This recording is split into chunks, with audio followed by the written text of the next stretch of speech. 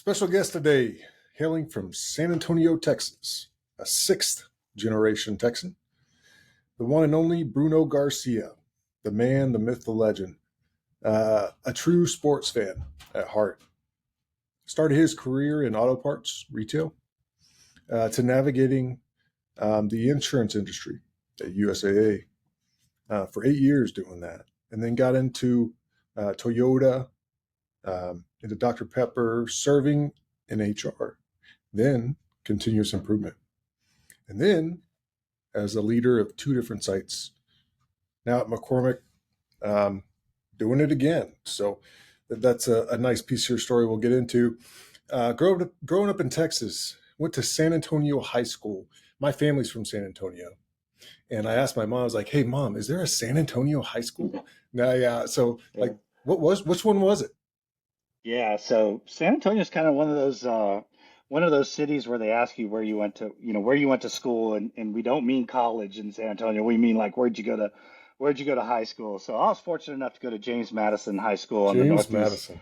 side of town, and still I'll tell you most of my friends on social media are classmates that I keep up with or we keep up with each other. It was a really great time to be growing up in San Antonio, and I was fortunate that we didn't move a lot, but San Antonio was a Yeah. military town, so it was kind of interesting. Like I never moved, but every 3 years I'd have to make some new friends because they would all PCS to other locations because we had Fort Sam Houston and an Army post. We had a couple of Air Force bases. Yeah. When you say Randolph, PCS, Blackford. that Yep. means move, right? Like Yeah, that's yeah, yeah. military term for move. Yeah, yeah, they would move. So it was a great time to be in San Antonio, great place to grow up, and I went to a fantastic high school in my humble opinion. Awesome. In that high school, you were a ROTC candidate Yeah. and ended up being your senior year the battalion commander. So, similar experience here from like before you get their type of leadership role. So that was really cool to see. Um, and then you had some really cool, good Vietnam vet advisors. One Mm. being Colonel Johnson, who passed away from from cancer and Agent Orange exposure. Uh, let's go into it now. Like, what do you remember about that guy? Oh yeah, look, I'll tell you, the high school years were where I really started gravitating towards leadership and really understanding what it took to be an influencer or what relationships you needed to establish and maintain. And how do you lead with credibility? So, Colonel Johnson was a great mentor of mine. He joined as our Army instructor in my, at the beginning of my sophomore year. So my freshman year, it was okay. But my sophomore year, Colonel Johnson was new to that position, and I really just gravitated towards, his style of leadership, his style of coaching and mentoring. Uh, and ROTC, like other organizations or clubs or athletics that you do in high school, right? We have extracurricular activities. There's competitions around color guard and drill team, orienteering team. There's physical fitness team. There's a rifle team. So being able to interact with him, I was big on the extracurricular activities there. Doing all those things, and he was just a fair gentleman. Had kids growing up just like he was getting to coach and Yeah, teach there in normal ROTC. dude. But yeah, but he was fair. First Cav, Gary Owen division, led a platoon in Vietnam, and he always taught you some good leadership lessons. I believe he was a Silver Star winner in Vietnam. So just someone early on that I really highly respected, and he invested in me on a personal level. These are things that you need to be mindful of. These things you need to work on. What's your goal? I said, well, this is my goal by my senior year, and he said, well, this is how you would achieve that goal, right? Let's talk about it. Let's follow up and let's measure your progress, on a certain cadence. And so that's where like I started learning a lot of like how I lead an organization today was kind of how Colonel Johnson coached and mentored me during my high school years. Still Yeah. carry on those lessons today. Definitely someone that's probably paid the price of admission. Yeah. Next one, Sergeant Major Jimenez. Yeah. He was a Green Beret, and Uh-huh. in that ROTC program, was an advisor to you, but he also advised the Vietnamese Army. Hmm. Uh, during that time. Um, Another place I gotta stop and ask, like, tell me more about that guy. Yeah, Sergeant Major Jimenez was kind of a no-nonsense individual. Great sense of humor, though. Great teacher, great instructor. We would go to summer camps in the summer at Camp Bullis, Texas, and what a privilege it was. There was a lot of former Green Beret, what they called Mac V SOG, the original advisors that kind of went into Vietnam in the 1965 and on, and all those gentlemen, if you will, became ROTC instructors. Normally you had an officer that was the senior Army instructor, and then you had a retired non-commissioned officer that was the assistant Army instructor. So we were fortunate in the Northeast School District there in San Antonio. There was master sergeants, first sergeants, sergeant majors. They were all Green Berets. We'd go to summer camp. They'd teach you how to do some things. You'd learn basics of survival. You certainly learn how to read a map and a compass, so you'd never be lost in life. But you also learned a lot about camaraderie and those things. So Sergeant Major was the pinnacle of that for me. He's probably around 82. I try to talk to him about every year and stay in touch. But he's definitely somebody. I'd say early on we had our hot and cold moments, but as I matured as a leader in ROTC, I Yeah, began to kind of see where he was pressing me for higher expectations, if you will. So great, that's great, great gentleman. that's the beauty of a senior enlisted advisor, is pressing For you on sure. those hot and cold moments for For sure. sure. Awesome. You know, Back in San Antonio, big Spurs fan Yeah. growing up. I remember when I was a kid, and I had David Robinson and all the posters hung up in my wall because my grandparents lived in San Antonio. They'd send those Hmm. posters in the mail, not an email, but in the snail mail. And like, talk about looking up to someone, looking at people that compete, people Hmm. that are looking for a good fun ride on what could be. San Antonio Spurs were definitely that. So Yeah, Tony, a lot of folks don't know, like there was a 20-year span of time. San Antonio, that's the only pro sports game in town is the Spurs. So the price of admission in San Antonio is you better be a Spurs fan, and then any other sport you can pick it. But there was a 20-year period of time where the Spurs were the winningest dominated. franchise Yeah, in all of global sports. There for that period of time, and so it was a fun time to be there. And then San Antonio was the type of city when we'd win a championship, the whole city came together, knew how to do a celebration, didn't tear the town apart. It was just great period of time there. And hopefully now with this next lottery pick, and Coach Popovich signing another extension, maybe there's one more run in store that's with awesome. Wemby on the squad. Yeah, definitely. Part of your hobbies was the going to the live sporting Yeah, events, and a yeah. big part of what gets you going. Um, so how does that San Antonio Spurs kind of like hometown feel, rooting for the guys in your town? How does that relate as a Buffalo Bills fan growing Oh up? yeah, I'll tell you. Yeah, I grew up a Cowboys fan, just like every young Texan probably did in the 70s and 80s, and probably I meet Cowboys fans all over. The more I've traveled for my career, the more Cowboys fans I've come across, as they were known as America's team. But I grew up as a Cowboys fan, and then I was probably pretty young and opinionated in the late 80s when there was an ownership change with the Cowboys, and the first thing that the new owner did was let go of Tom Landry, who was like the only head coach of the Cowboys in the history of the franchise. And I opened up the San Antonio Express News back then and started looking at the standings of the NFL. And this was probably real late 80s, 88, 89.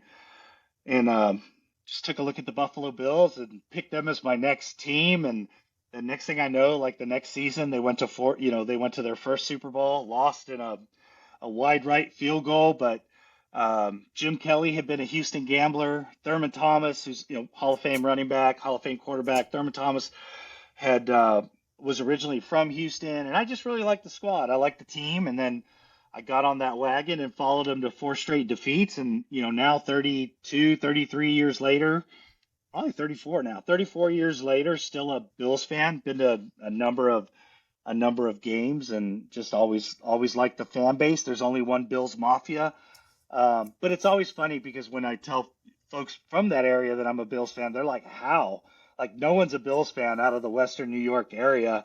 How did you become one?" So, there were some sites that, were part of our network when we worked together that I would go visit that had an affinity there for that team, and they would always ask me questions about how I became a Bills fan from South Texas. Nice. All right. Last hobby that you're into, and I got to ask more about this too because it intrigues me, is aviation. Mm, Are yeah. you flying? Like, what are you doing? It was a childhood dream to be a pilot. I didn't have all my stuff squared away like Scooby Shoobsda or anything like that to actually see that through. But he was a huge hero of mine when we worked together, and he's been on an episode of yours, so I was glued into that. But no, aviation was a dream as a child, and it didn't matriculate, as a career. But as I've gotten older, I've certainly been able to do some things that have satisfied that interest in aviation, whether it's discovery flights, you know, flying a Cessna over the Smoky Mountains, or Awesome. doing a couple of approaches and things like that with some qualified instructors. I've never doubled down and actually seen the certification through. I think that's still a bucket list of mine. But I will say, with the right hardware, you can build a pretty good flight simulator in your own man Nice. cave or basement or whatever that can replicate some pretty cool things, and you can learn the basics. But I love going and love air shows. When I was a kid, my dad would take me every year. It would alternate between Kelly Air Force Base and Randolph Air Force Base, and my dad would take me. And I think back to the days when air shows were air shows. We saw Yeah. SR-71, F-14s, F-15s, saw the Yeah. San Apache Antonio, a big Air yeah, Force base, right? yeah, saw the Apache helicopter as a kid, saw that whole new technology come about. Now it's, pretty long in the tooth, if you will, but still serving a purpose as an asset in our military. But yeah, I grew up just around all that. So I try to Awesome. stay connected with aviation as much as I can. You listened to the John and Ben Fay episode yet? Um, I have that on my list though, but have you on your yeah, as list? far as Okay. the Blue I had to Angel, ask. yeah, So John's yeah, the XO of the Blue Angels. right, So yeah, that was a good episode. All right, let's cut over. When that's quick intro, a little bit of story there, important to explore. Now we get into the memory section. I got a lot of them, but we're gonna kick it off with the guy named Gilberto, and you got to help me with the last name pronunciation because I always jacked it up. Chaviedo. There you go, Gilberto. Um, here's a guy talking about Gilberto. Um, when I took over, this plant in Louisville, I this guy travels up Mhm. to Louisville uh, in one of the most challenging times. And he kind of fills a maintenance manager role for a while, not looking for any kind of credit, but a guy that's looking for experience to learn and develop. And man, he was so impactful. You called him the soldier, right? Mhm. Yes. Um, he said Bruno represents what a mentor should be for everyone. He'll take you by the hand and he'll do the whole I do, we do, you do, then encourage and support along the way. Berto he was kind of nervous in his first Kaizen report out because when we did those, it's network wide. Everybody's on from all the sites and leadership team and senior leadership team and, folks that were, lucky enough to get in on that call, all the way down to the floor level. He was nervous about just Hmm. speaking in general with his language, because there Hmm. was, he's learning the language a little bit. And you said, Gilberto, your English is good enough. You'll be fine. Make a script, practice it, then use it during the report out. And man, you did this whole thing. So it's not like you're not going to know what's going on, right? You got this. You know the material. And at the end of the day, there is no failure in this, only learning. That was a key takeaway from him. Hmm. That and the aftermath, he just, it gave him a lot of confidence. That's just one example. Um, but throughout his career, he's kept this as a mantra to this day in his professional journey. So, next memory, a guy we call Freddie, Federico Perez, remembers your journey, you joining us, or joining the Irving Yeah. team in your first or second, like MOR. When we say MOR, monthly review, how'd the plant do for the month? Everybody's in the room that matters, down in Texas. And that's when you were in the HR position. It was a corporate support role, but you showed up. Freddie had to drive the meeting that day. So when I say drive the meeting, he was in charge of the flow, and it was the first year for him in that plant. Uh, Freddie's from Mexico. He actually turned the plant around, and excuse me for the pronunciation, Freddie, Tohomoco, Yeah. Mexico, Lahamuco. Hmm. Lahamoco, Yep. um, with his servant leadership mindset and TPM expertise. Yeah. Um, but while he was driving the meeting, Freddie told everyone to look at the first sheet. But in his dialect, it came out as a different word, um, with an I in it. And everyone kind of put on a long face. Look at the first sheet. But Bruno, um, took the steering wheel at that moment, kind of, because he kind of felt like, oops, like I didn't mean to do that, but I accidentally did that, and said this thing in this language that I'm learning, and I'm, that wasn't good. You took the steering wheel of the meeting, put it in the right direction for Freddie to feel comfortable, and not kind of feel that way. So, um, since that day, y'all established a great relationship and camaraderie, but two-way streak. Said you were a great leader, supportive, and very humble. All right, next one. Sean Fernando, direct boss I had for a couple of years. Sean noted you, as a Christian gentleman, straightforward. You embodied the humble, hungry, and smart model, in it for the work that glorifies your faith. Wins come through your team. Had a long night, an early morning one time down in Mexico. We had a lean boot camp down there, um, over a few cervezas, and it was great to connect with you on that event.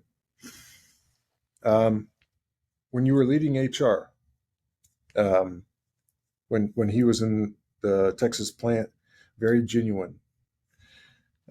He felt really supported, and you supported, an accelerated talent flow to make positive business transformation.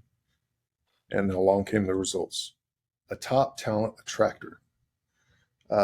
Sean mentioned you supported him, and stood some ground with somewhere in the recruiting process, not settling for mediocre talent.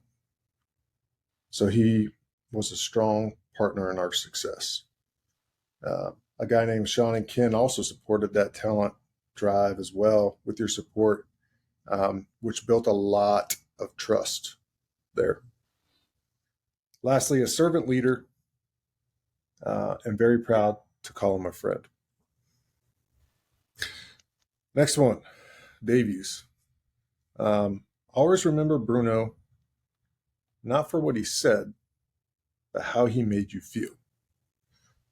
Whether it's the janitor or the CEO, he just knew how to make people feel valued and appreciated. He said, he's a mentor of mine for sure.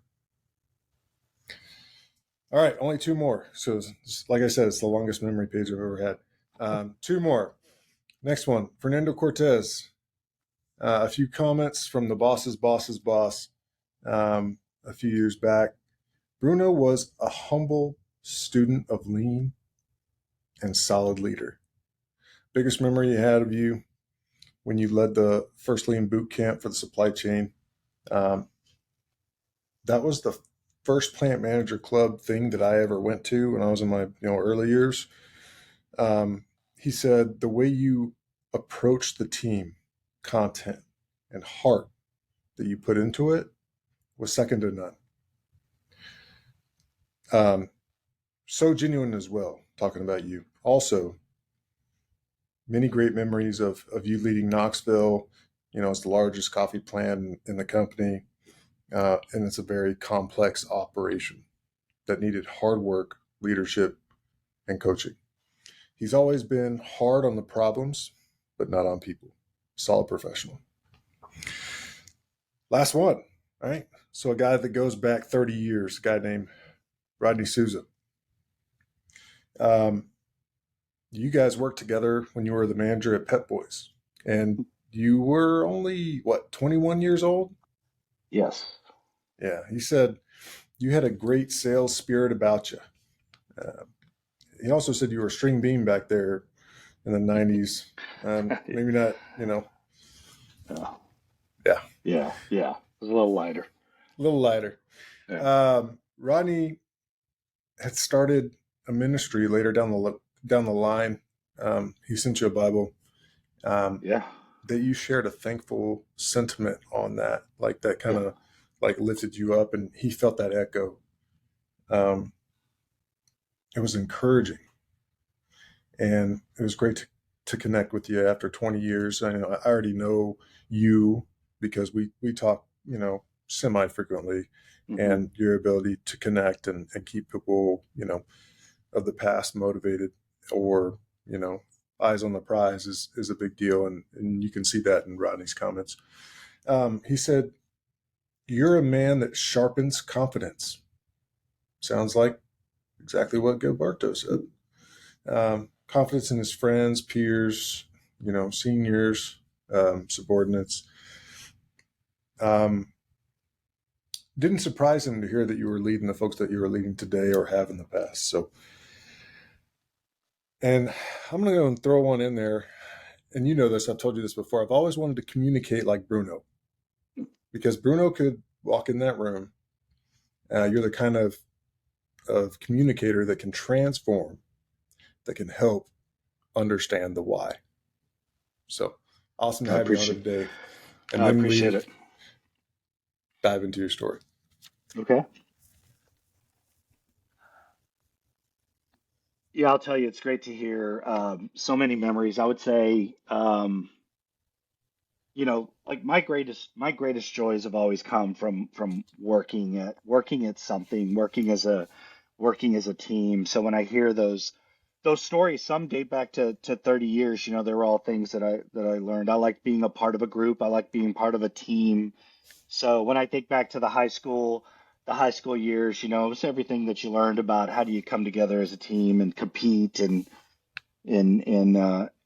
all aligned for a common purpose. And the names that you gave, wonderful leaders, all of them, all folks that I certainly admire on a mutual basis. Gilberto in particular, he just texted me, over the weekend, and he's like, "Hey, I've got this next opportunity, and I'm moving my family again, and very I'm happy going to for do him. something." Yeah, and it's like, gosh, when I met Gilberto, right, it was taking on a new site in Miami, Florida, and Gilberto was running a can line as a production supervisor at night, like one can line at night, and I got to interact with him, and I was like, who is this young person, right? That's Dude, you're got meant so for much more. energy. Yeah, that's what I Let's said. go. It's like, let's get you to daytime. And and see what you can do. And next thing you know, he's helping you in Louisville, and now he's leading up one of the largest sites from an operations side. But the part that goes back to the how do you make everyone feel valued? I'll never forget a story where Gilberto said, he's like, when I came to the U.S. from Venezuela, and I had an, an industrial engineering education from a Venezuelan university, and I came to look for work in Miami. I went to an employment office, and they offered me a job as a roofer. And look, we need roofers, right? And that's a heck of a career and a It's a heck of a beast job. of But a I was like, job.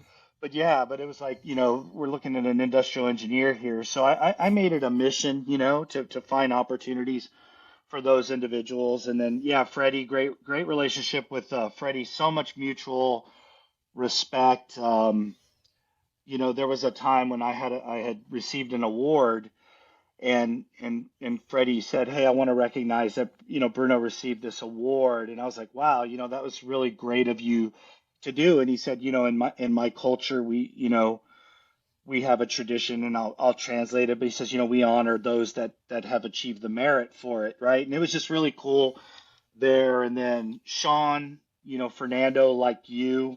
Um, you're going to go through ups and downs in life and career. I mean, personally, my life is wonderful. Professionally, I'm always going to, be thinking about it and be super hard on myself. But when you go through the ups and downs of a career, I think it really identifies, who are the folks that are really packing your chute, who really, connects with you on a genuine level. Sean Fernando, Freddie, Gilberto, just like you, Tony, for me. We talk about things that are outside of the scope of just the things we're going to talk about today. We talk to one another as people who genuinely care for one another, and we value the friendship, we value the camaraderie, we value the sweat equity that we put The into our shared work. suffering. Yeah, yeah, exactly, right. Like Bakari talked about, it's a lot of good stuff in that one. And then Davies too. I think like Davies, I mean, I had the opportunity to work with Davies like a lot of these gentlemen. I was his HR business partner there. I had an HR manager supporting his site, so I talked to him on the people side. Then I was in the CI role. Then I went and ran a plant, and then he got promoted. And then I worked for Sean Davies as a plant manager, right? And one of the things that I really admired, because I learned a lot from him kind of passively, and then I got to do a little bit actively. But it was really cool when I was the plant manager in Miami, and then Davies became the RVP for that took on that plant. And it was really cool when we first started talking to one another, because it was like it wasn't about lean. Like he's like, there's nothing that I can share with you about lean, right? Can you hear me still? Yeah. No, you're good. Okay. If it And goes out, that's fine. yeah. And he was like, "But I can help. I can teach you how to run a plant effectively, you know?" And I really appreciated like our basis on there, because I was like, "Yeah, he actually can." Like there was things about infrastructure that I needed to learn, because I Yeah, was it's more moving than an over. A3 Yeah. for sure. Yeah, it was more than A3. It's more than, the whole lean thing. But he's like, I can show you the levers of your P&L. I can show you how to make sure your infrastructure, I learned more about RO water than I cared to do in Miami, but he taught me so many cool things. And it was really great to have that brief relationship with him that, continues to this day. And then yeah, I mean it's been awesome to have folks like that, by your side that can share those things. And then Rodney, for sure, like that's a friendship, probably one of my longest friendships, active friendships, right? That 30 something years, and we're still, talking as folks that just kind of talking about life's journeys together. Yeah. Awesome. Cool. Well, take us back. Take us back to the beginning of Bruno. Like you talked a little bit about your Yeah. ROTC mentors and stuff. Like, what made you Bruno? I mean, the beautiful thing about this, when I can get people to go back to where they came from, is Yeah. to understand the dynamics of their, you know, upbringing, and to like see where it takes them today. So Yeah, no, I mean, I guess, what made me was a really solid upbringing, and great parents to provide that background. I would say as I learned a little bit about where I came from, I mentioned, multiple generations in Texas, primarily on my father's side. I can go to a ranch area, a farm area in South Texas where my grandmother was born and raised, and I can see, my great grandparents that are buried there in this area in South Texas. And so as I began to learn, more about that, I was what kind of became my fabric was just, the history of my family, hardships, things, lessons learned, and path forward. And then naturally, as you get older, you're like, how the heck did I come up with a name like Bruno, right? As you sent me a video, like many have, of your children singing, "We Don't Talk Yeah, I'm About sure that Bruno." totally, looking Yeah, back on that, I'm sure it totally annoyed you. yeah, no, so it was all good. But, I actually come from a pretty long line of Brunos there in South Texas. I would probably say what really Nice. shaped me, um, was just a solid relationship that I had with my father growing up, and just really understanding, like his family's plight in South Texas, and the things that they dealt with, and how, the Certain lineage has area matured. Yeah, yeah, yeah. other South than San Texas would, Antonio?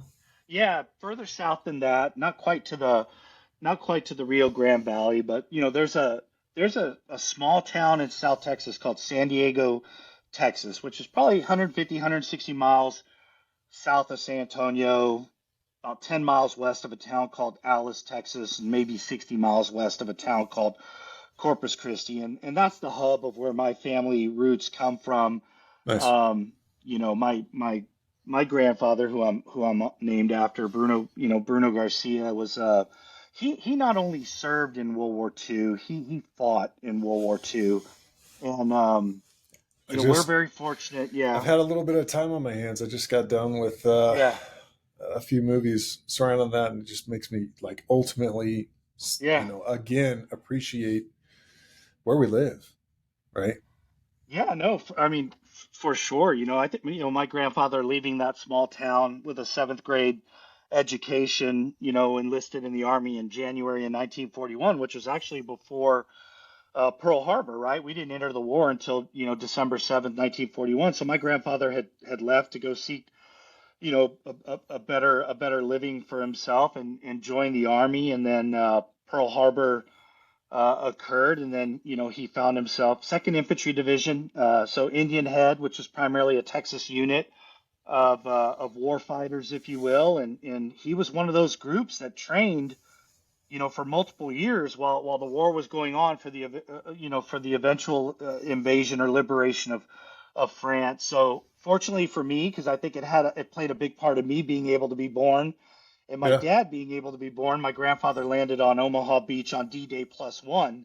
And so the beachhead had not Goodness. yet been secured, but certainly the the ferocity of it all was a little bit calmer, and they were finally securing the beachhead, and making grounds to start to liberate France. And so my grandfather, went to St. Lo. There was a battle for Hill 192 that he took part in, and was awarded the Silver Star for single-handedly halting an enemy counterattack on that hill, Nice. by burning a 50 caliber machine gun in action. So as I learned about those things growing up, I was like, gosh, I don't know, I don't Yeah. know if I'd ever have what it takes to be him. But then, Dude, hitting the yeah, heavies back in that day, yeah, and yeah, the heavy machine guns, it that takes a different type of person for sure. yeah, it really does. And then, awarded the Bronze Star for volunteering for several hazardous missions over the course of his time in theater. And then lastly, awarded the Purple Heart as they had moved on to liberate the seaport of Brest, France. Heavy city fighting, building to building. He took some shrapnel to the arm from an artillery shell. Um, the powers that be thought that he had done his time, 3 months in theater, a couple of battle stars along the Only three ways, months.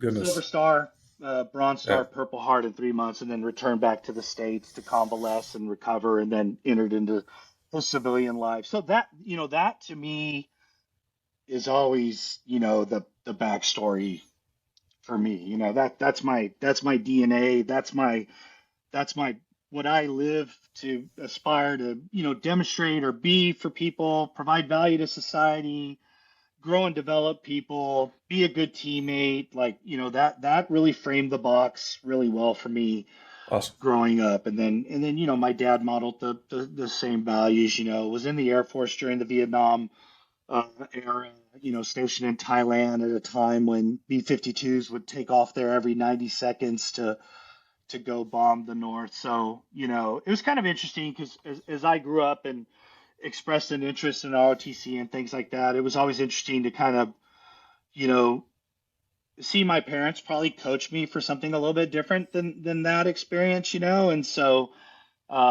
really helped me kind of figure out, where I wanted to go professionally, and but Awesome. but with the name Bruno, what I aspire to live up to, I do carry that name with a great bit of honor, but it took me a long time because my parents didn't give me a middle name either, so it was Bruno or nothing. So I don't have a whole Yeah, lot of nicknames to share with you either, Tony.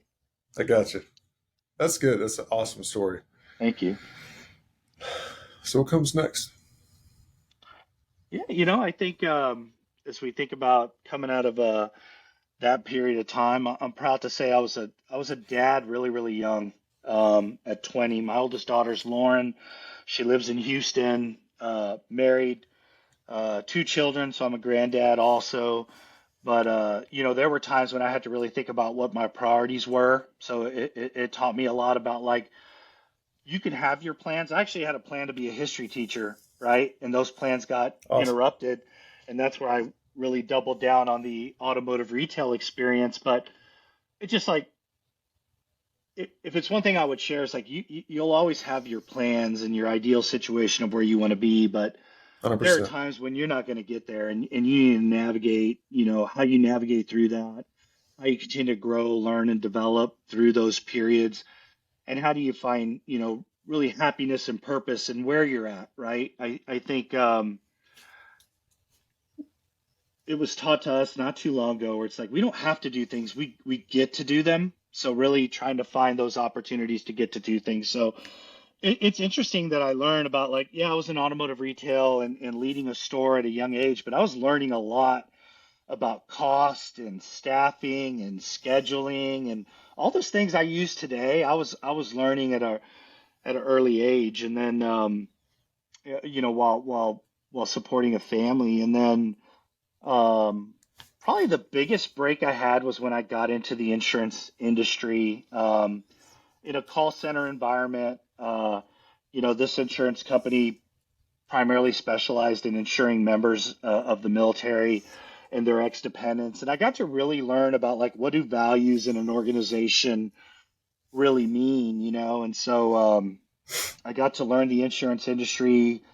Um, was a non-traditional college student. That insurance company that I worked for at that time, and the right at the turn of the millennium, offered unlimited tuition reimbursement and had college counselors there on site. And I was like, there's my opportunity to go to school and finish my degree. And so I charted a course to be an analyst, and went and worked on a BBA in information systems from a small private Catholic school there in San Antonio called University of the Incarnate Word.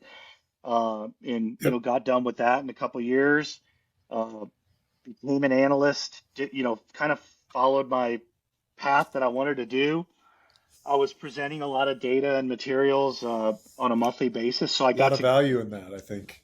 Yeah, no, and like you said, I got to learn how to present because a lot of the business leaders at the insurance company that I was working at were all like retired generals, So I was like going into conference rooms with guys that had been, on the Joint Chiefs of Staff or had led, you know, major elements of a military operation. I was in there talking about insurance, and the questions they asked me, the professionalism they displayed, the inquisitive nature that they demonstrated, it taught me a lot about like how to present material. So it was awesome to do, and I was really comfy cozy, if you will, in this cubicle environment, working for an insurance company, doing well. And then probably the biggest thing in the last 30 years to hit San Antonio popped up where we were gonna make Toyota Tundras in my hometown Yep. of San Antonio. And I was like, Been to gosh, that that plant. really looks exciting, really looks like something cool to be a part of and do. And so it was at that time, early 30s, I was like, I think I've reached the pinnacle of what I'm going to do in the insurance industry. I'm ready to go try something different. And I would say, ShamWow. Tony, that yeah, that moment um, entirely changed the trajectory of my life. And getting to learn in an automotive environment all the things around lean systems and manufacturing, and I found out like I was pretty good at understanding the concepts, and I was actually able to go apply what I learned and get some results. And I'll tell you, I've been able to make a career out of that, for the last 20 years of really learning that, doing it, and doing it at all levels, because as you think about when I got out of automotive and went into food and beverage, we talked about there was a time when I wound up in human resources as part of my development, and it was a really cool time to be in human resources because there was a lot of talk about, strategic thinking and, Yeah, it starts there. how do Yeah, you when you get, turn, yeah, transformative. yeah, and then yeah, exactly. And then, what's the business acumen you need? What's the analytical rigor you need? What's the thought leadership you need to be able to make those changes? So, a lot of you all that I'm so close with now from our time together was all mostly in an HR space, and then some in CI, and then some as a peer colleague operations leader. And I'll tell you, I wouldn't trade that career path for anything. I've been able to pick up a lot of different skills, and most importantly, a lot of different perspectives on what it Boom. takes to drive success and drive some sheer transformative change. Because one of the things that I will say for us, you, me, Sean, Gilberto, um, is like there's a lot of folks that can talk about the theory and what things mean, the definition of things, Yeah. the purpose Putting of it things. into action's a totally different beast. But those that have actually done transformation, it separates the practitioners from those that are still needing to go and demonstrate. So, those experiences that I've had over the last 20 years, I held every leadership position in an automotive manufacturing environment. My first job in manufacturing, I was a crane operator. I was an overhead crane operator. I was flying 60,000 pound dies that we would go form out panels on. And I think back, what did that teach me? It taught me all the principles of standardized work, right? How do you write really good standardized work, safety key points, quality key points, efficiency key points. I got to learn all that at the ground level. Be a team leader or crew leader, whatever you'd say. Still an hourly member, but leading safety, quality, delivery, and productivity, not having to deal with the HR piece, but understanding what hour by hour targets mean. How do you secure conditions for production? How do you Yeah, manage it hour by hour? it's How the do you main effort. manage, yeah, how do you manage known and unknown change points? And then how do you recognize and put it back into control abnormal situations? I got to learn all about that on the front line. And then I got to go learn and teach the total production system for I did that for about 3 years. And so that was a huge opportunity for me because when you're new to that team, like you show up and they're like, it's your first day and you're like, hey, I'm reporting for this new role. And they're like, okay, well, here's a pencil and a piece of paper and a clipboard. Follow me. And they take you out to a process out there in the plant, and they'd be like, okay, well, your first assignment as part of this new group is I want you to stay here and identify 100 things that are wrong with this process. And once you do that, go ahead and come back to the group office. And I was like, wow, okay. I will tell you with full humility, like I didn't go back to that group office for about 3 weeks. Like it took me 3 weeks out there every day to find 100 problems. But what it taught you was like, what lens do you apply to the problems? And most importantly, it taught you, Perspective. Yeah, yeah. And if you want to know what the problems are, ask the operator, right? 100%. They'll give you 50 problems right off the bat, right? And so it Yeah. took me a while to figure that out, but the lessons learned were continue to serve me to this day. And so that was 3 years of like running continuous improvement, facilitating the teachings, the learnings. When we would host benchmark activities from healthcare facilities or the food bank, we'd put together the curriculum and take them through what does just in time mean, what does Kanban mean. So I got to learn a lot of those things. So when Fernando talks about, being a part of the team to put together that lean boot camp, I learned a lot of that when I was in that role on like how do you create curriculum from scratch, right? What are you trying to do, and Yeah. how do you take concepts from the whiteboard to actual implementation? So I remember sitting around with a couple of key players there in those days and saying, okay, we got a week long boot camp. What curriculum are we going to put together? So that time and that role served me well in the comments that Fernando graciously provided on my behalf. And then as part of my development, I had already done operations roles. I had already done the continuous improvement roles. The next part of my development was to go learn like an administrative function. So, I could have gone to safety, could have gone to production planning, could have gone to accounting and finance, but I consider myself fortunate to have been slotted to go to HR in a plant of 3,000 people at that Yeah. time. It's a big one. And I was leading a team member relations team that really your sole purpose is to provide the pulse of the plant on a daily basis and a weekly basis, and brief the leadership team on what's the pulse, right? Are we providing a safe working environment? Do do we provide effective two-way communication? Do we provide opportunities to grow and develop? And I learned an interesting way of measuring that when I was in that role, because as I was being coached, they were like, when you ask those open-ended questions, ask whether they agree or they're neutral or they disagree. And I was like, okay. So, right away I go out and do, and I come back with my data. And in the biggest bar on my data set was not agree, it wasn't Neutral. disagree, it was neutral. Yeah. And I was like, okay, so what's the purpose of this exercise? And my instructor, if you will, or my coach at the time was like, well, neutral means they disagree. They just don't trust you enough to tell you they disagree, so they're so Yeah. they're neutral. So it was a really good lesson that I still apply to this day. I'm always like, hey, do you agree? Are you neutral? Do Yeah. you True. disagree? I've Because done I'm that a always like, couple times. where Like, do I need to, neutral yeah, this one. where do I need to go build the effective two-way communication, right? Where's the trust to be able to say you disagree with the status quo? And, have you really created an environment where you can respectfully challenge those things and get to the real root of what the consternation is or what the challenge is? So that was cool. And then, that those 10 years of lessons, I just doubled down and continued to try to sharpen in the last 10 years that I've been on my growth and development. But yeah, that's kind of what formed where I'm at today, and the things that I continue to try to finesse and sharpen more. Awesome. Anything else in your story you want to talk about from a path standpoint? For, Yeah, career yeah, path? no, yeah, sure. I would say, probably on a personal level, things that I've shared with leaders and mentors is, I spent kind of some of that time in automotive retail, and then I spent some time in the insurance industry.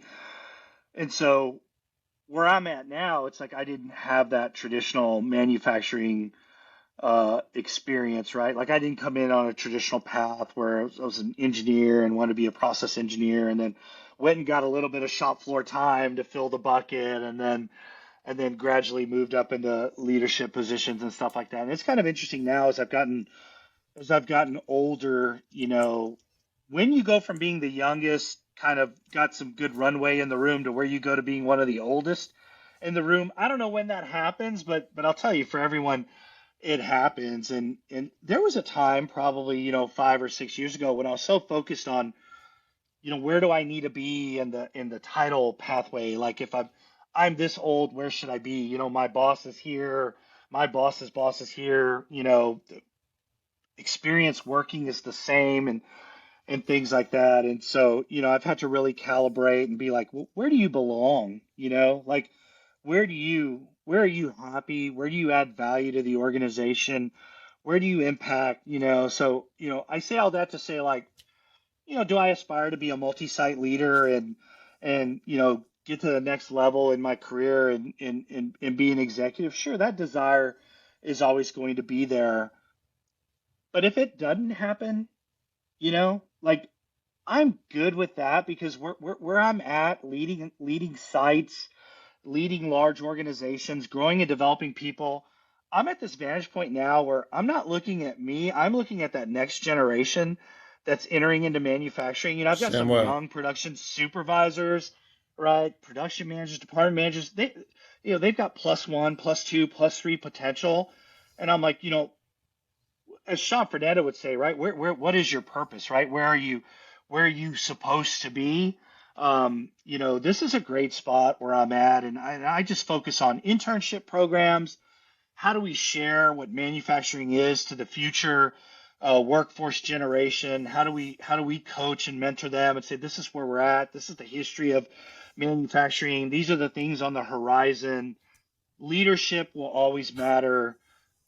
Our innate ability as humans to Kaizen processes will always be there, no matter how automated we go. We're the ones that can make that good change. So really focusing on, that pay it forward part of my career, that what it means. I think there's results that I'm responsible for leading an operation.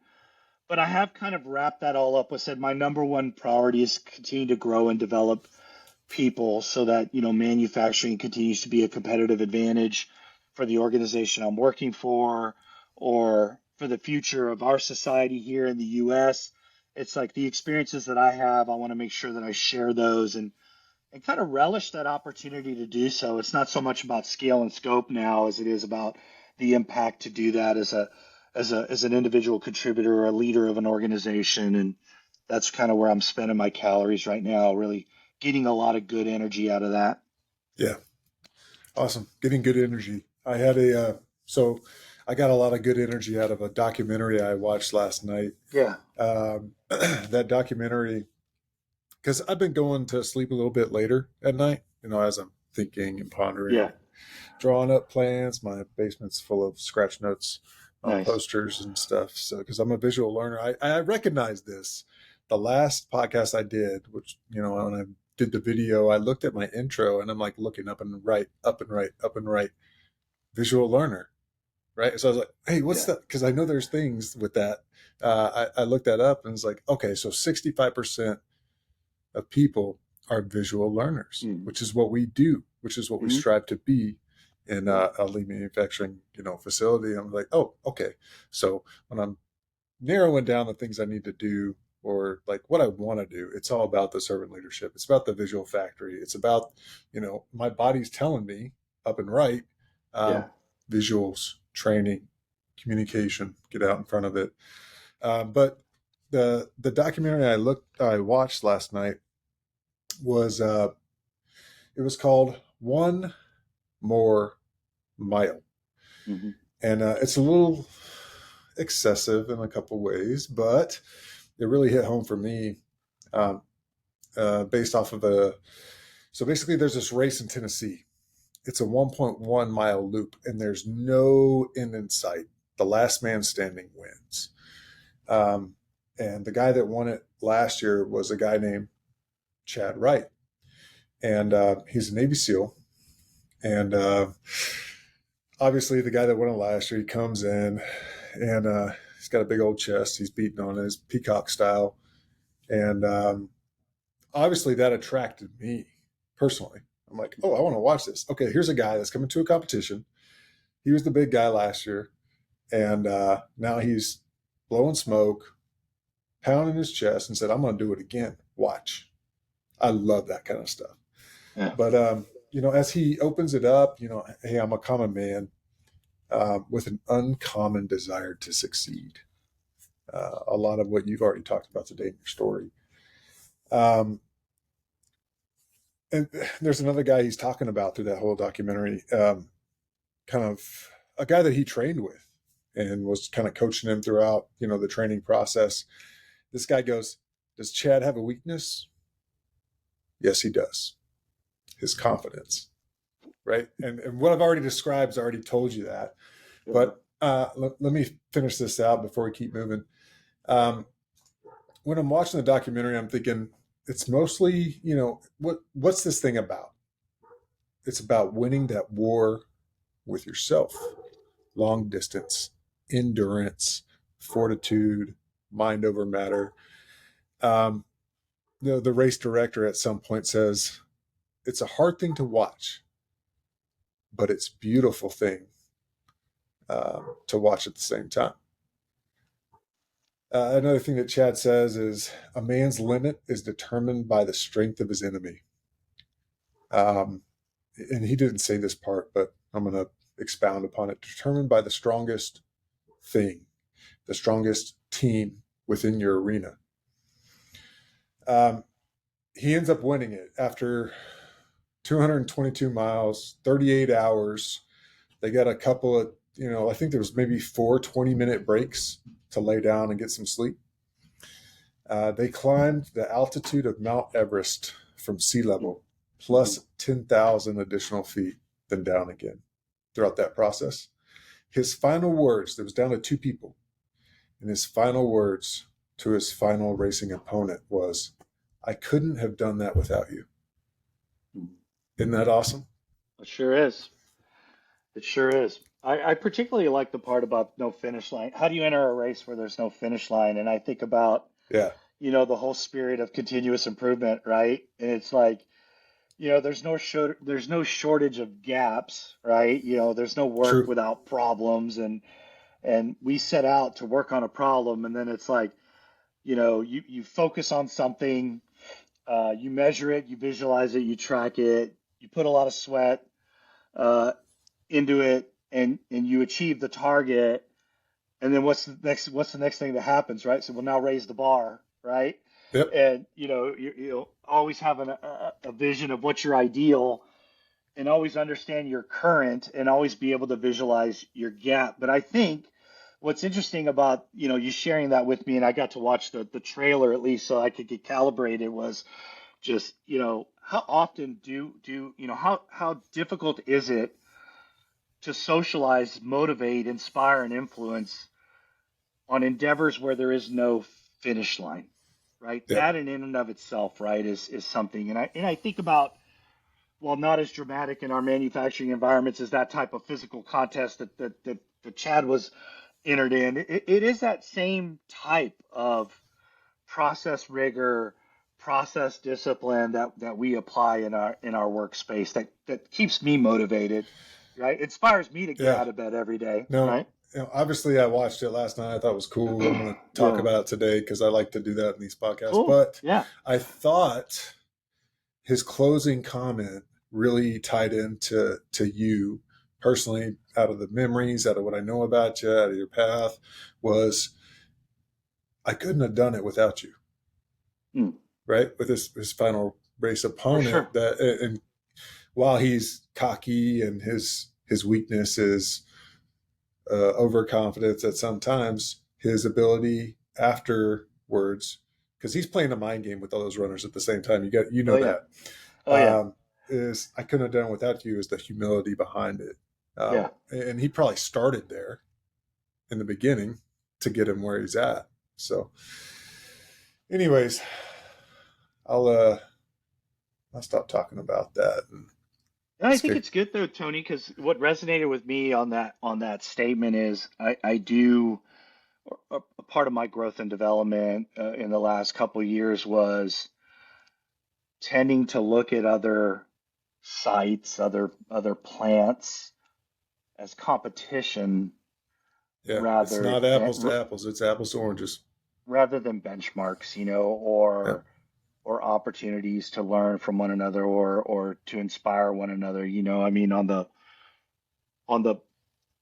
coffee side that I was on, all those plants. I mean, it's kind of like it was always interesting when I was on the soda side. I never thought to kick the shins of the plant that you worked at in Dallas, because when I was in Miami, I was like, that's just so, that's a whole other level. Like, if I've got to explain a miss, the first thing I'm not gonna do is be like, well, I'm here, but did you notice Tony over there? And then when I was when I was on the other side, it was always like just deflect to that. And so it was always, that type of environment where it was super competitive and you were really trying to beat the pants off of the person that's next to you. Yeah. But at the end of the day, it moved the needle. It got the Yeah. old network where Yeah. it needed to go. But it was kind of one of those environments. It really resonated with me what you were sharing there with that one more mile. Awesome. Cool. Before I get into anything else, I got 9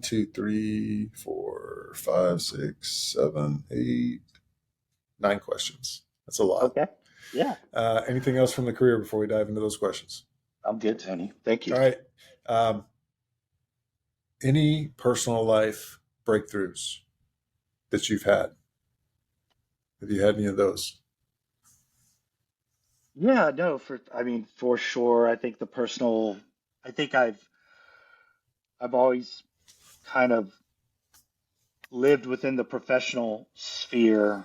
And so, my wife Alex gives me a lot of coaching on the personal side in breakthroughs because she's an amazing networker, an amazing partner, really establishes good, strong, meaningful, second, third level relationships with folks. And so I've been fortunate to receive a lot of spousal coaching in that area on just what does it take to not only be good professionally but be good on the personal side. So that's definitely been something that I've been doing, reaching out to folks a little bit more proactively than I did, and not getting so consumed with your status or progress on the professional side that you lose sight of what you need to continue to keep yourself balanced on the personal side. So value friendships. Um, you don't need a lot, but you do need meaningful relationships with folks that are outside your work circle. And then what I've learned from I did a reboot as a parent, so I've got a 2.5-year-old toddler now too that's teaching me a whole new slew of lessons. And what I've learned from my toddler that my two older children I probably was just too naive to recognize with Lauren and Aaron, but I'm sure they provided the same vantage point is like folks aren't always going to do what you tell them to do. They're going to do what you do. So you are always modeling what good Yep. looks like. So trying to just live up to that, on the personal side and professional side. Awesome. Cool. Another thing I've learned is like some people just have to go through the process of experience before Yeah, listening based off their for sure. personality, like For people like sure. you and me. So, Yeah, no doubt. uh, all right. Um, you know, when I was talking to you, mentioned the price of admission and went through the whole questionnaire I typically do. At some point, you mentioned it's okay to be versatile. Yeah. What do you mean by that? Yeah, I think it was brought up to me when I took a couple of different roles. Like I didn't work for a lot of companies, but I had a lot of roles. Um, and when I think about um,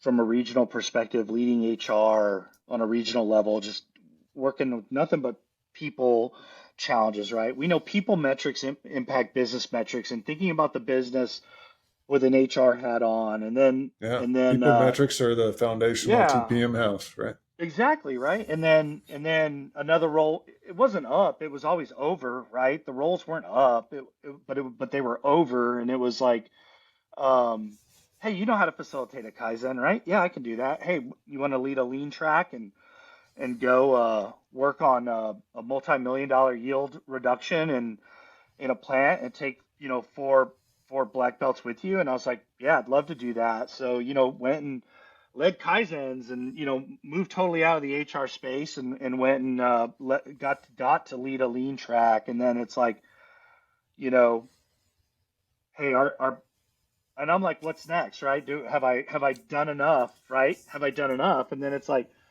well, we really need, strong lean leaders to go run sites. Do you want to go run a plant? Yeah, I'll go run a plant, so have ran a few plants. And so it's like when I say it's okay to be versatile, it's like find the growth and development opportunities, the things that are preparing you for something are coming your way, and it's not always up. Sometimes it's over, moving over to the next slot, to the next position, right? It's not about that, ideal stair step where, you're a supervisor, you're a manager, you're a plant manager, you're a VP, you're a whatever. It's like sometimes you're going to spend some time moving over, but always Yeah. find the opportunities to grow and develop, because I truly believe they're preparing you always for your next opportunities Yeah. There's no better teacher than than doing it. putting, yeah, Yeah. putting into something that's different for sure. Awesome.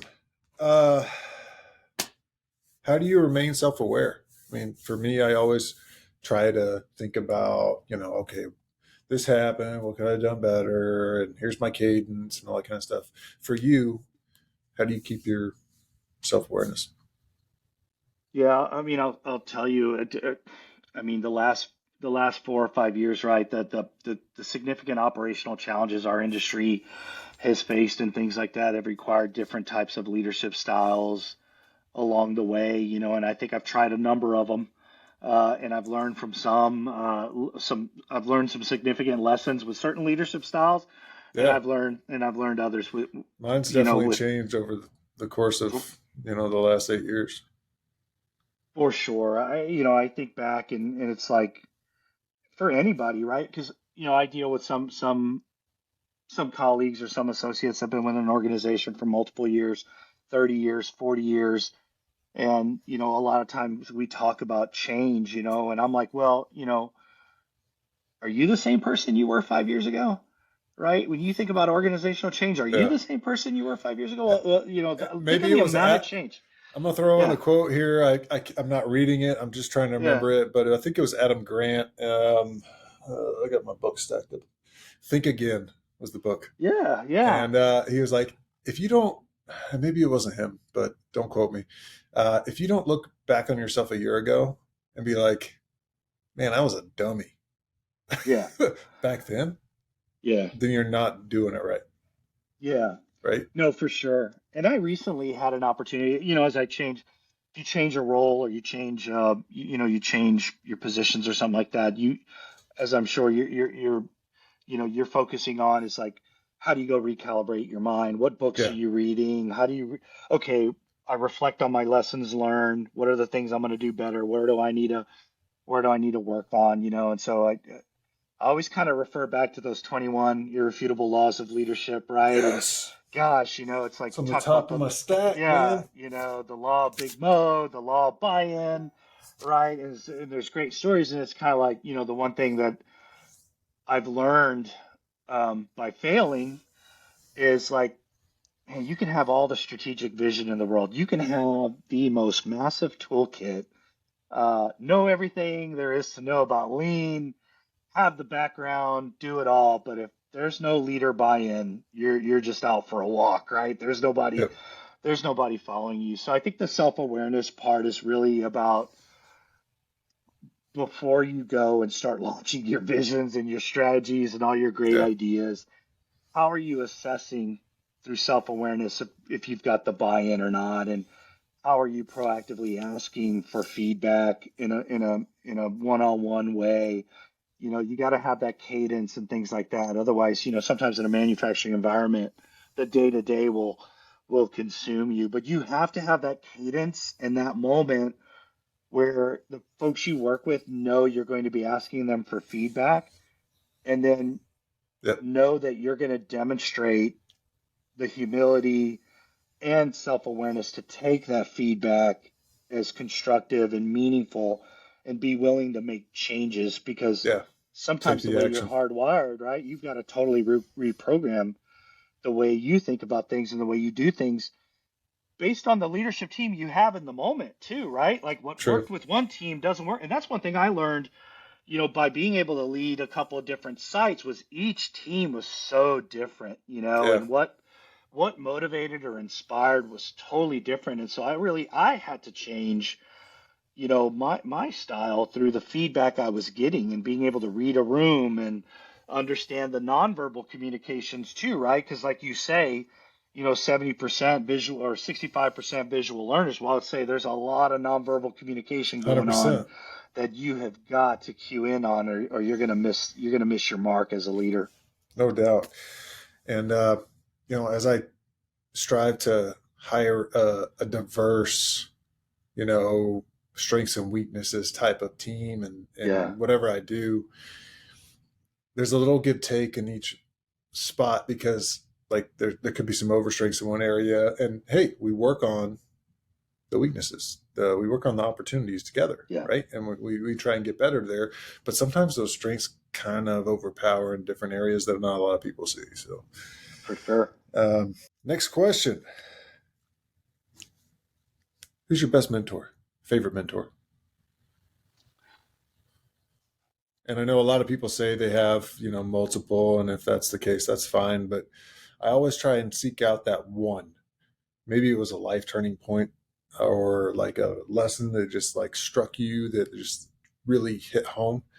But always got to ask that who's your best mentor question. So, Yeah. I would say, and I think I got to call out my mother first. boom, As far as ShamWow.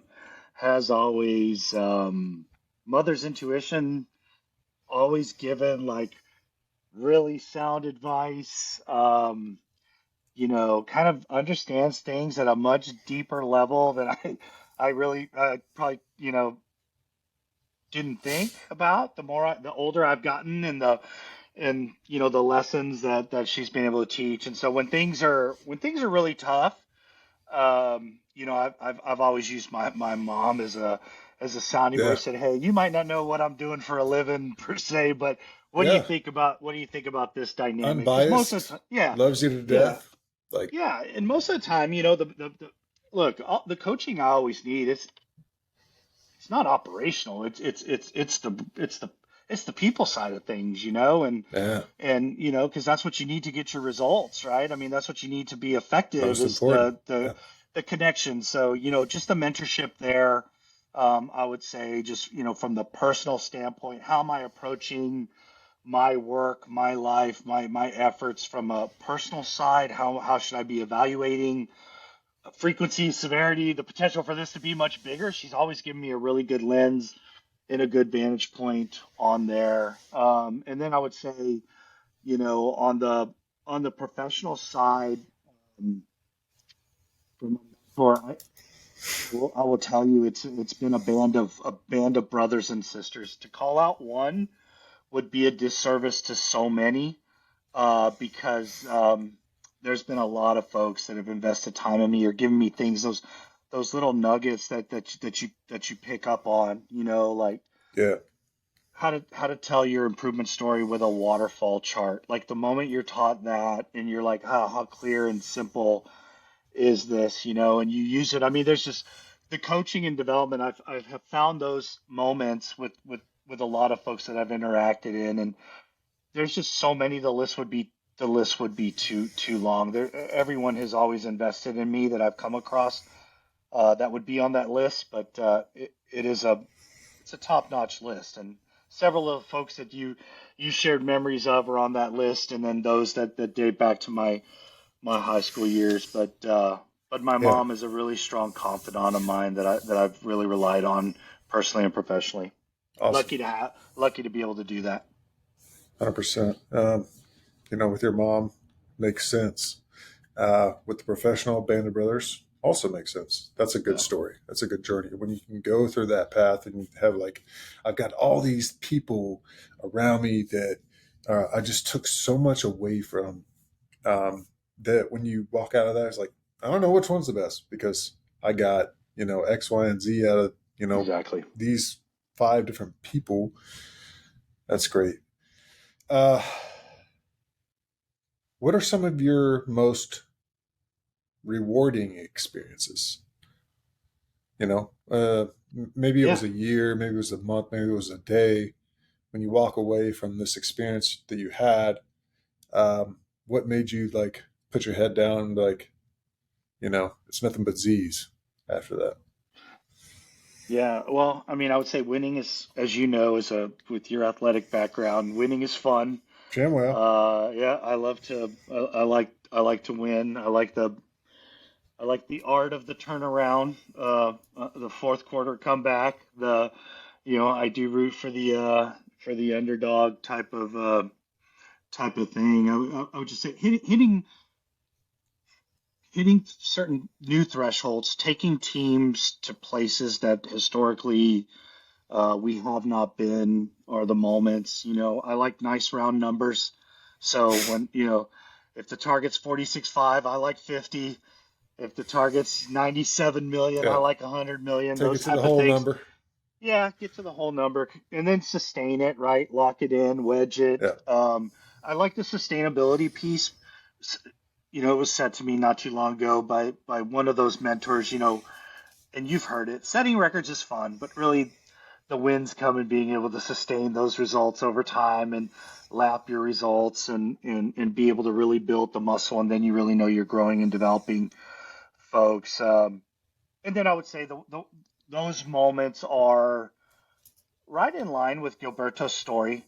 where you're able to tell that that improvement story where I took a large vague problem, I broke it down, I identified a gap, I set a target to to, to make that go away. I engaged all stakeholders. I developed countermeasures through consensus.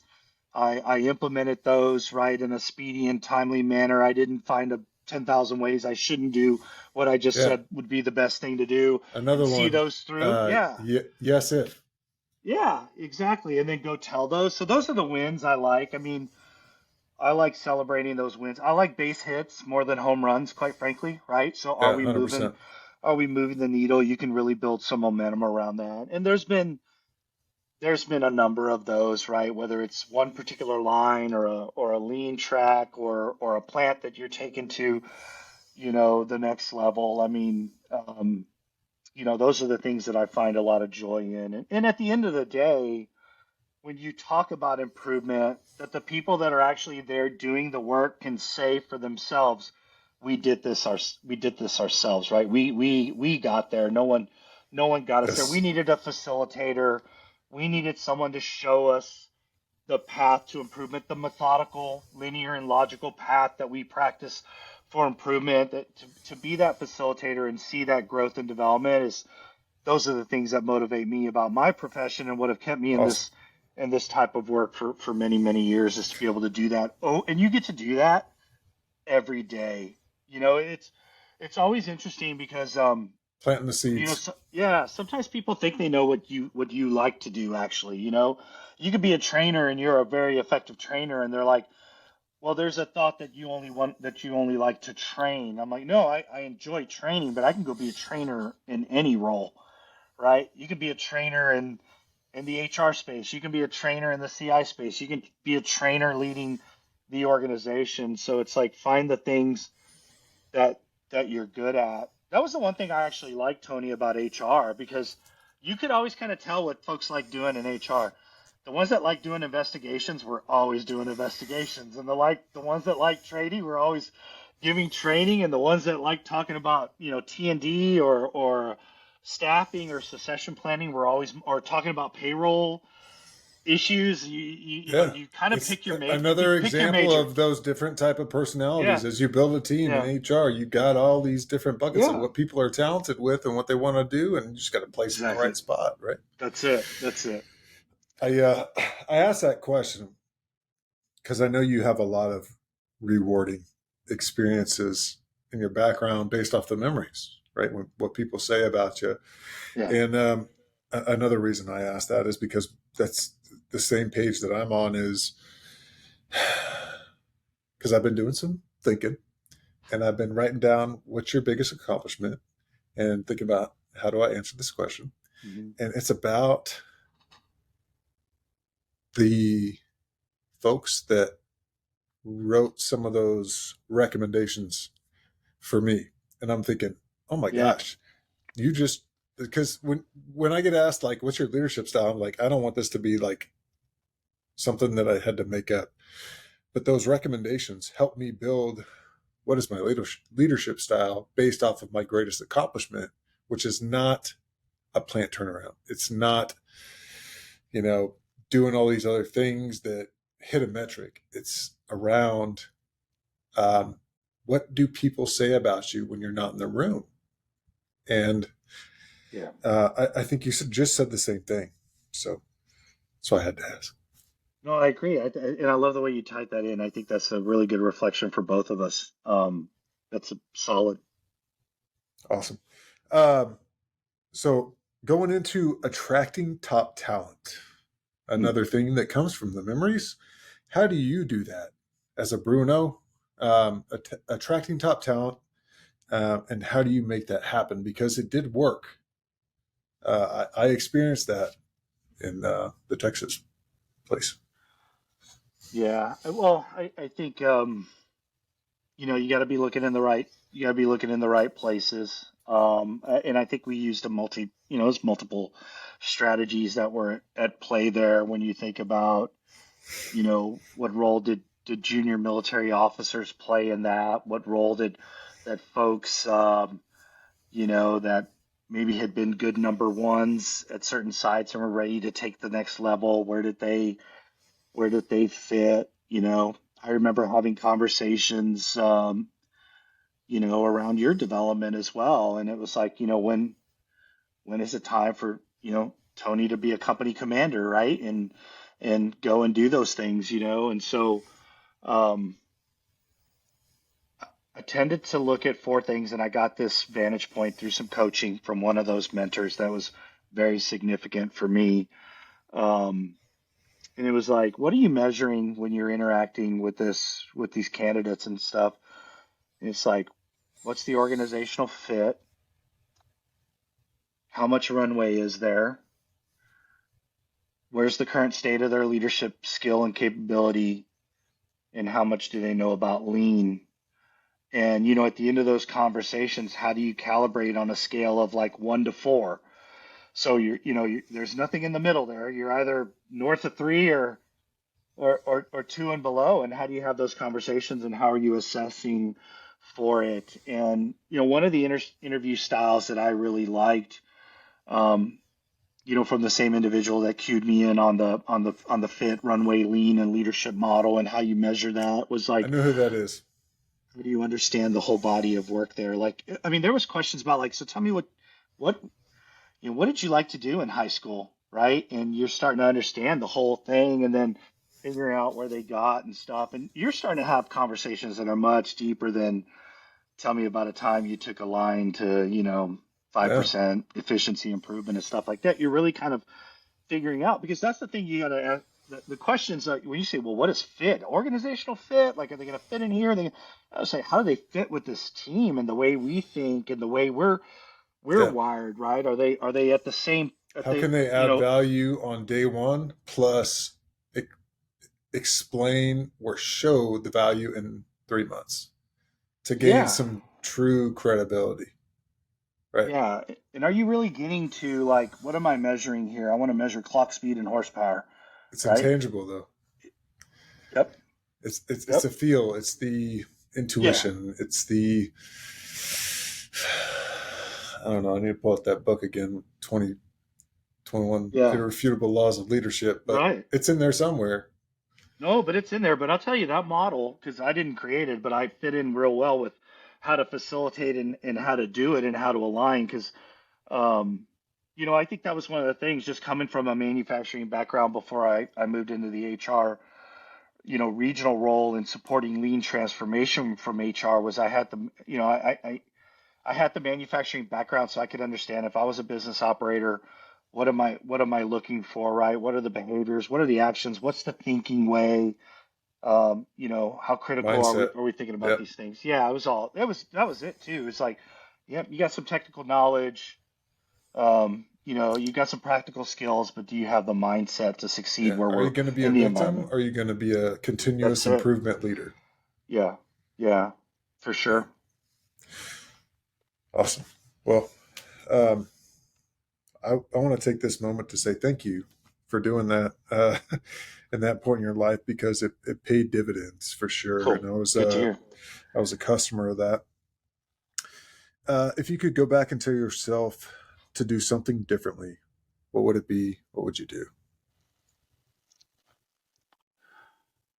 I would have started my manufacturing career a lot earlier. Awesome. I wish I would have been as squared away, recognizing like I didn't, coming out of school, I don't really even knew if I had a full understanding what we made in the United States anymore, right? It was an interesting time. And then, and then I grew up in an area that wasn't heavy industry, right? San Antonio was about tourism and in Yeah. call centers or working at a grocery store, right? Was the big things there. It wasn't the hub that it is today. So, I would have found that a little bit earlier. I wish, um, because it is something that, like I said, I have come to enjoy, but I had to pay that price of admission. I feel that I call it kind of a lost decade. It had purpose, but I was really trying to figure out like what I was good at, Yeah. what I wanted to do. So I found that, probably 10 years later than I ideally would have wanted to, but that it's made me better for it as well.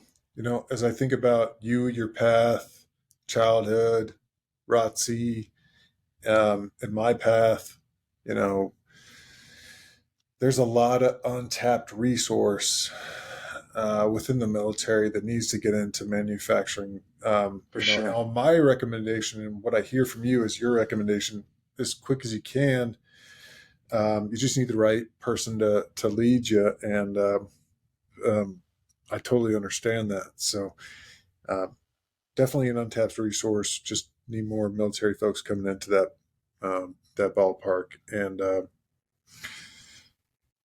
I felt the same way because I went into I got out, I got in the oil Yeah. field, and I was an individual contributor versus being around people. And that being around people and soaking up that energy, what gives you energy as a leader, you know, amongst the favorite accomplishments.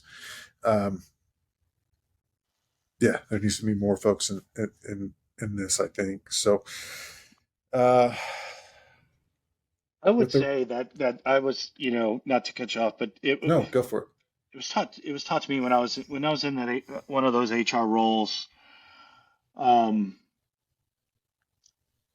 there was the part about what do those experiences bring to business organizations and how well do they play in manufacturing, and I just say, we talk a lot about the leadership skill and stuff like that. And the first thing I would say is like, hey, we all need training, we all need development, Yeah, we're always it's a growing, right? lifelong So process. yeah, wherever you're at, anything in manufacturing can be taught, and that's what I love about it. Is like you can teach these things. That's one thing I learned when I was making trucks was it was like, hey, people have nearly limitless capability to learn and do more. And so, sometimes it's better if you Yes, don't have that experience, right? Because there's nothing that you need to go reprogram or retrain. But there's also the part too. It's like, it's a Friday afternoon, the lines broke down.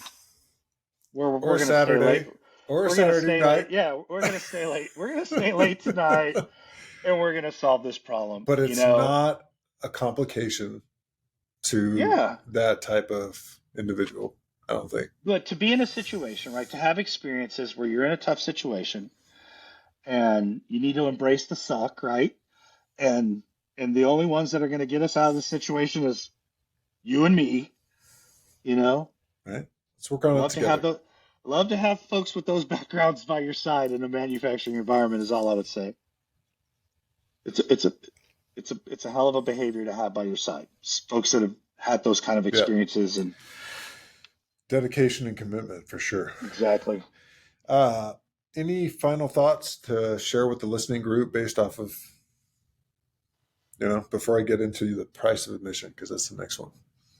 Yeah, no, I would just say, the things you're doing on this podcast are phenomenal. Love that you're, branching out and getting folks that have had a part in your life and your career and your development. We all come from all different walks of life, which is great. Share them out. Which I really think is, was the cool stories that you're sharing with a lot of your football brothers from the academy and things like that. And I just think it's a great forum for us to just continue to learn and grow from one another. I think the more we can share experiences like this and have these kind of forums that we just talk shop. But at the end of the day, we know it all centers around people and our ability as leaders to motivate, inspire, and take care of. the folks that we're responsible for. It's really great activity you got going on here, Tony, and I'm honored to be a guest of yours, and even more so a personal friend of yours. It means a lot to me. Awesome. No, you were always there way back in 2020, maybe Yeah, 20, even 2019, when I was yeah, like, hey, I need to bounce this idea off you. I remember. And here you are today. But what I'm finding is this platform has a connection on a deeper scale where even like supervisors of, uh, that I worked with in the past that either left the business or are doing great things today are now resonating with a lot of stuff. Hmm. And with that, I think there's a lot of recruiting capability in that. I originally started it because I started to feel like a victim of things, Hmm. and I didn't like that. So I wanted to get myself back around people that were like minded, that were go getters, that were like, throw it all at me. I'm not going to back down. And it turned into there's a lot more people that feel like that. They just need to be heard more.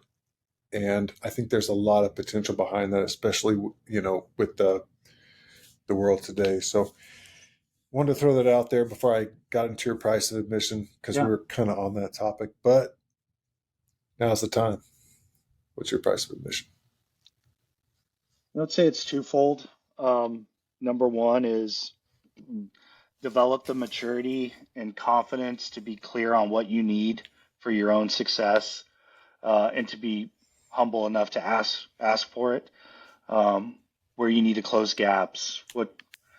What do you need to do to get to the next level in whatever you aspire to be? I think you have to be very clear on that. That comes from maturity and confidence. And then I would say the second part on the price of admission is whatever you're doing, just be the best at it. Like give it your all. Um, the comment that Fernando said was like that, that effort was second to none.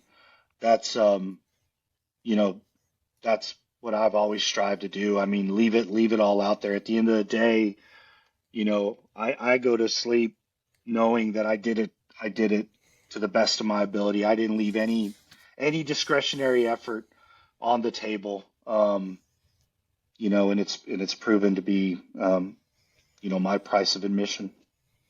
Nice. I'm going to open up my book real quick. I'm going to look back Okay. at the memories.